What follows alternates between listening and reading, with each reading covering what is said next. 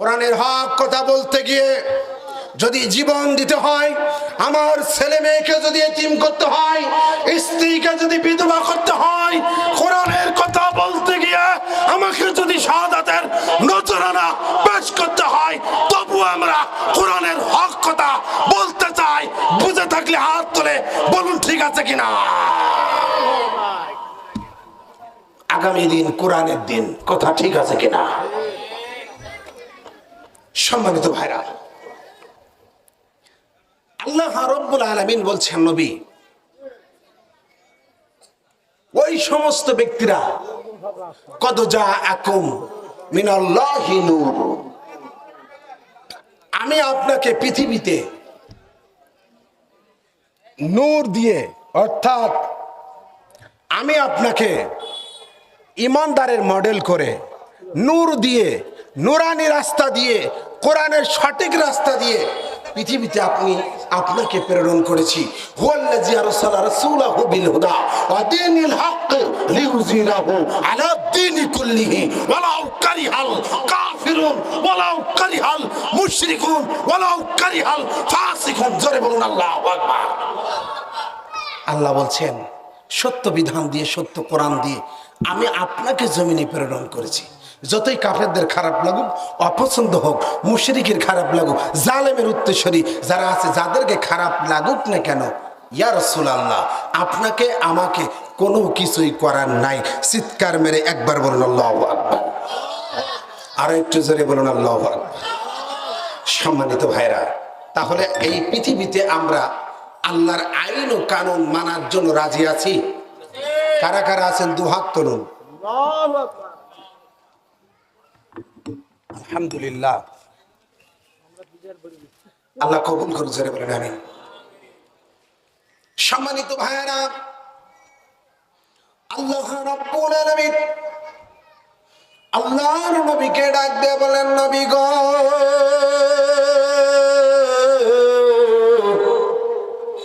ও ইয়া রাসূলুল্লাহ, ইয়া হাবিবাল্লাহ, নবীজি আমি আল্লাহ রাব্বুল আলামিন এই পৃথিবীতে আপনাকে প্রেরণ করেছি নবী গো। আর আপনার উপরে একটি কিতাব আমি আল্লাহ নাজিল করেছি, তিবিয়ানাল লিকুল্লি শাইইন, সত্যর বিধান আকারে একটি কিতাব আমি আল্লাহ পাক আপনার উপরে নাজিল করেছি। জোরে বলুন সুবহানাল্লাহ। এই কিতাব যারা মানবে, এই কিতাব যারা মেনে নেবে, ফামানি তাদা ফালি নাফসিহি ওয়া মান দাল্লা ফাইন্নামা ইয়াদুল্লু আলাইহা ওয়া মা আনতা আলাইহিম বিওয়াকিল।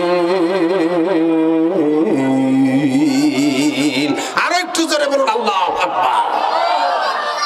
আল্লাহ বলছেন, নবী এই কোরআন যারা মানবে, কোরআন মেনে জীবন যাপন করবে, এই কোরআন দিয়ে বিচার ফয়সালা করবে, ও নবী গো, আমি আল্লাহ পাক বললাম এই মানুষগুলো, এই বান্দা বান্দিগুলো, তারা দুনিয়ার জমিন থেকে তাদের কপালে আল্লাহর জান্নাত লিখে নিয়ে গেল।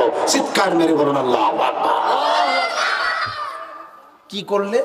আল্লাহর কোরআন অনুযায়ী আপনার জীবন পরিচালনা করলে, রসুলের সুন্নাত অনুযায়ী যদি জীবন চালান, আর আল্লাহর হুকুম অনুযায়ী যদি জীবনের আইন ও কানুন, আল্লাহর দেওয়া কোরআনটা যদি মেনে নিতে পারেন, তাহলে আপনার এবং আপনি এবং আমি, আমাদের কপালে আল্লাহর জান্নাত আল্লাহ লিখে দিবেন। বাড়ি গিয়ে বুঝলেন? জোরে বলেন। মানুষ গান শুনতে গিয়ে, খেলা দেখতে গিয়ে, যে সময় এক দলের গোল হয়ে যায়, তখন যে দলের পক্ষে থাকে গোল হয়ে গেছে, ওরা হাতে তালি দিয়ে, রেফারির বলা লাগে না, প্লেয়ারের বলা লাগে না, জোরে কন গোল। এমনি পাবলিক লুঙ্গি খুলি বলে গোল। কথা বলেন না কেন? কিন্তু কোরআনের মাহফিলে এসে বক্তারা শুধু বলে, বাবা একটু সুবহানাল্লাহ জোরে কন, একটু সুবহানাল্লাহ জোরে কন, একটু সুবহানাল্লাহ জোরে বলেন। আছে কি আছে না? আমাদের অবস্থা হয়ে গেছে এরকম। কোন জায়গায় সুবহানাল্লাহ বলতে হয় আমরা এখনো পর্যন্ত জানলাম না। 60 বছর ধরে নামাজ পড়লাম, সুবহানা রাব্বিয়াল আযীম কোন জায়গায় বলতে হয় তাও বলে না, বলে সবিন ভালো, সবিন ভালো। আছে কি আছে না? ইমাম সাহেবের কাছে একটু জিজ্ঞাসা করে না, অত্র মাদ্রাসার সম্মানিত মুহতামিম মুফতি মাওলানা আব্দুল কাদের সাহেব, ইনার কাছে একবার জিজ্ঞাসা করলো না, হুজুর আমি দোয়াই কুনুতটা কোন জায়গায় পড়বো? ভাই আপনি দোয়াই কুনুত পড়েন? বলে হুজুর হ্যাঁ পড়ি। কোন জায়গায় পড়েন? বলে বেতের নামাজে। বলে বেতের নামাজের কোন জায়গায়? বলে হাঁটুই হাত দিয়ে। কোন জায়গায়? হাঁটুই হাত দিয়ে। আমাদের অবস্থা হলো এই। আসুন আমার ভাইরা, তাহলে এই কোরআন যদি মানে, এই বাচ্চা, এই বাবাই চুপ কর। আল্লাহ বলছেন এই কোরআন যখন বান্দা বান্দি মেনে নিবে, ওই বান্দার জন্য আল্লাহ রাব্বুল আলামিন 8টা জান্নাতের দরজা বান্দার জন্য খুলে দিবেন। জোরে বলুন সুবহানাল্লাহ। কিন্তু বান্দা যদি আল্লাহর দেওয়া কোরআন দিয়ে বিচার ফয়সালা না করে, আল্লাহর দেওয়া কোরআন যদি তারা না মানে, তাহলে আল্লাহ পাক বলেন ওরা হলো ফাসিক, ওরা হলো জালেম। কারণ আমি আল্লাহ দেওয়া মহাগ্রন্থ আল কোরআন দিয়ে তারা সমাজে বিচার করলো না, ইউনিয়নে বিচার করলো না, পরিষদে বিচার করলো না, মেম্বার বিচার করলো না, চেয়ারম্যান কোরআন দিয়ে বিচার করলো না, উপজেলা চেয়ারম্যান কোরআন দিয়ে বিচার করলো না, এমপি সাহেব কোরআন দিয়ে বিচার করলো না, টিউনো কোরআন দিয়ে বিচার করলো না, ওসি কোরআন দিয়ে বিচার করলো না, এরপরে দরগারা কোরআন দিয়ে বিচার করলো না। আমি আল্লাহ পাক ডাক দিয়ে বললাম যত বিচারক আছে সমাজে কোরআন দিয়ে বিচার না করার কারণ ওরা জালেম হয়ে যাবে। কথা বলেন ঠিক না বেঠি? তাহলে এখন বলুন তো, আল্লাহর কোরআন যদি আমরা মানি, আল্লাহর কাছে বললাম আল্লাহ আমরা তো চাঁদপুরের এলাকার মুসলমান, বলো তো আল্লাহ আজকের এই চাঁদপুরের মাহফিল থেকে আল্লাহ আমরা আপনার কাছে প্রশ্ন করলাম, আল্লাহ গো আমরা চাঁদপুরের মুসলমান, ও আল্লাহ জানতে চাই আমরা যদি কোরআন দিয়ে যদি বিচার করি, আর কোরআন দিয়ে যারা বিচার করবে সমাজে, এই মানুষের কাছে যদি আমরা থাকি, বলো তো আল্লাহ আমাদেরকে কি দিবা? আল্লাহ বলে বান্দা জানুনি তোমরা কোরআন দিয়ে বিচার করার পক্ষে ছিলে, কোরআনের আইন মানার পক্ষে ছিলে, যে কারণে আমি আল্লাহ ওয়াদা করেছি তোমাদেরকে আমি আল্লাহ জান্নাত দিয়ে দেব। আল্লাহ তোমার জান্নাতে যাব, বলুন আল্লাহ তোমার জান্নাতে যাব, কোন আমল করিলে আল্লাহ তোমারই পাবো, কোন আমল করিলে আল্লাহ তোমারই পাবো, আল্লাহ তোমার জান্নাতে যাব। মারহাবা বলেন। আল্লাহ বলেন আমার জান্নাতে যেতে হলে হুদাল লিল মুত্তাকিন, আল্লাহ বলেন আমার জান্নাতে যেতে হলে মুত্তাকিন হওয়া লাগবে। এখন মুত্তাকিন হতে হলে আমাদের কাজটা কি করা লাগবে বলুন তো? ও মুসলমান, মুত্তাকিন হবেন যারা ইত্তাকুল্লাহ হাক্কা তুকাতিহি ওয়া লা তামুতুন্না ইল্লা ওয়া আনতুম মুসলিমুন। মুত্তাকিনের ভিতরে ভয় থাকবে কার? আল্লাহর ভয় থাকতে হবে। আল্লাহ বলেন আমাকে ভয় করতে হবে, ভয় করার মতন করা লাগবে। এখন মনে করেন আমার এই যে ফায়ার সার্ভিসের অফিসার, আমার ফকিরহাটের আমার ভাইজান আমার সামনে বসা, যার নামে মামলা, ওই বাড়িতে যদি রাতের বেলা ফায়ার সার্ভিসের লোক যায়, বলুন তো যিনি আসামি আছে তিনি ভয় পাবে কি পাবে না? উনি ফায়ার সার্ভিসের লোক, কাজ হলো আগুন লাগলে সেখানে পাঠাবেন, সরকার যে মুহূর্তে যেই জায়গায় কাজে লাগাবে সেই কাজ তার করতে হবে, ইচ্ছা থাকলেও করতে হবে, না ইচ্ছা থাকলেও করা লাগবে। কথা ঠিক না ঠিক? কারণ তিনি সরকারি কর্মকর্তা, সরকার নির্দেশ দেবে যা, তা থেকে তা করা লাগবে। আল্লাহ বলেন তাহলে দুনিয়ার স্বাভাবিক একটা মানুষ সরকারি আইন কানুনের বিরোধিতা করে যদি তার নামে মামলা হওয়ার পর ওই ব্যক্তি যদি পুলিশ প্রশাসন ওসি মিনিস্টারের এত ভয় পায়, তাহলে আমি আল্লাহ কুল কানাতের মালিক, আমি আল্লাহ আসমান এবং জমিনের মালিক, সব কিছু আমি আল্লাহ বানাইলাম। যে বিচারকের বিচার আমি করব, যে প্রধানমন্ত্রীর বিচার আমি করব, যে রাষ্ট্রপতির বিচার আমি আল্লাহ করব, সেই আল্লাহ বলছেন আমি তোমাদেরকে বানাইলাম। তাহলে আমি আল্লাহর কেমন ভয় করা লাগবে? কথা বলেন ঠিক না ঠিক? আমি আল্লাহর সেরকম ভয় করার মতন তোমাদেরকে করতে হবে। বন্ধুগণ, আমার ভাইরা, গভীর মনোযোগ। আমার বাড়ি তো আপনারা অনেকেই চেনেন, আমার বাড়ির সামনে দিয়ে আপনারা অনেকে গেছেন, আইছেন। আমি তো আপনাদের কাছে থাকি নাকি? আমার মৌভোগ ক্যাম্পের ইনচার্জ এক মুরব্বী ছিলেন, বাড়ি হলো যশোরে। আমার বাড়ি এসে ঘুম পড়তে দেয় না, সপ্তাহে 4 দিন করে আমার বাড়িতে আসে, এসে শুধু দরজা লাথি মারে। চিন্তা করতেছে বিষয়টা কি। প্রথম দিন যেদিনকে আসলো সেদিন চিন্তা করলাম বিষয়টা কি। সন্তান যদি হয় তাহলে আগে প্রথমের কাজ হলো বাইরের বাল্ব ভেঙে ফেলাবে, আলো ভেঙে দেবে। কিন্তু আমি রান্নাঘরের ফাঁক দিয়ে বাইরে তাকায় দেখতেছি, আগে তো দরজা খুলতেছি না, যদি সন্ত্রাস হয়। পরে দেখতেছি পুলিশ। ওঠেন, উনি আমার চেনে না, দেখেছে কিন্তু চেনে না ওই বাড়ি যে আমার।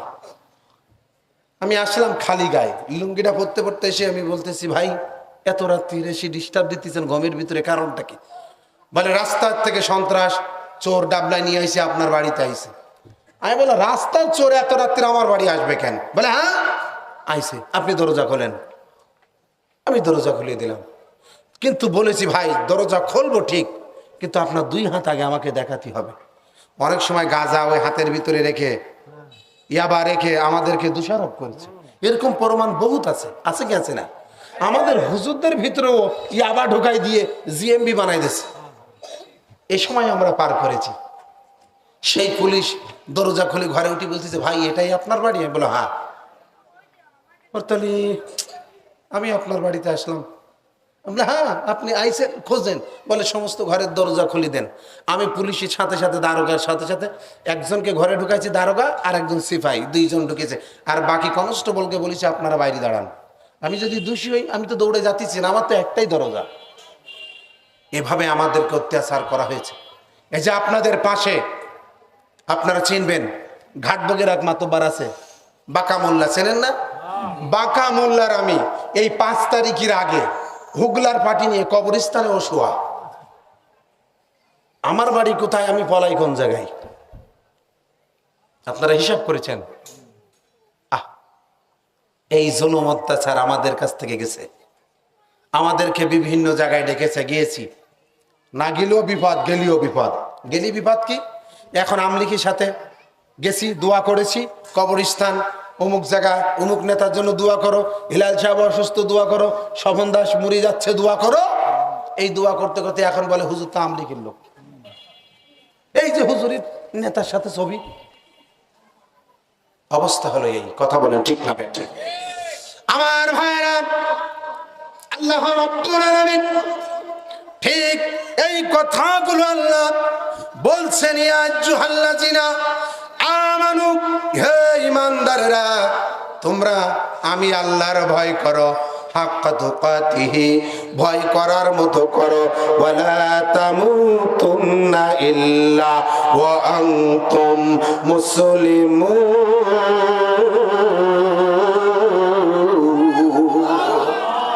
আল্লাহ বলছেন, আর মুসলমান না হয়ে কবরে যেন আসিও না। মুসলমান না হয়ে কবরে যাইও না। তাহলে আমরা কেমন মুসলমান? আল্লাহ কেন আমাদেরকে মুসলমান হতে বলেছেন? আল্লাহ কেন ইমানদারদেরকে মুসলমান হতে বলল? ইমান আনা যায়, ইমান এনে আবার ইমান চলেও যায়। কচু পাতার পানি যেমন করে টলমল, বর্তমানের ইমান রে ভাই তমনি দুর্বল, রে ভাই তমনি দুর্বল। কচু পাতার পানি যেমন করে টলমল, বর্তমান ইমানের ইমান রে ভাই তমনে দুর্বল, রে ভাই তমনে দুর্বল। বৃষ্টি হলে কচুর পাতার পরে পানি দাঁড়ায় থাকে, অনেক পানি অনেক কচুর পাতার পরে দাঁড়ায় থাকে, অনেক পানি বাতাসে পড়েও যায়। আবার ঝড় হচ্ছে, বৃষ্টি হচ্ছে, এর ভিতরে কিছু পানি পড়ে যাচ্ছে, কিছু পানি আছে, কিন্তু দেখা যায় দিন শেষে, ঝড় শেষে, বাতাস শেষে ওই কচুর পাতার পরে আর কোনো পানি থাকে না। কথা বলেন ঠিক না ঠিক? এই জন্য আল্লাহ বলেন ইমান তোমাদেরকে চলে যেতে পারে, এই জন্য ইমানে চার্জ দিতে হবে। যেরকম মোবাইলে আপনার চার্জ আছে, আপনি আইফোন কিনেছেন, আইফোনের ভিতরে চার্জ দেওয়া লাগে, কথা ঠিক না বেঠিক? বাটুমালা ফোন কিনেছেন, চার্জ দেওয়া লাগে। মুসলমানের ইমান যখন কম হয়ে যায়, তখন ওই কোরআনের মাহফিলে এসে মাঝে মধ্যে একটু কোরআনের চার্জ দেওয়া লাগে, হাদিসের চার্জ দেওয়া লাগে। ইমানদারের ইমান তখন বৃদ্ধি হয়ে যায়। ওয়া ইজা তুলিয়াত আলাইহিম আয়াতুহুম যাদাতুহুম ঈমানা ওয়া আলা রাব্বিহিম ইয়াতাওয়াক্কালুন। আল্লাহু আকবার। কোরআনের নসিহত শুনলে ইমানদারের ইমানে কি হয়? চার্জ হয়। সুবহানাল্লাহ বলেন।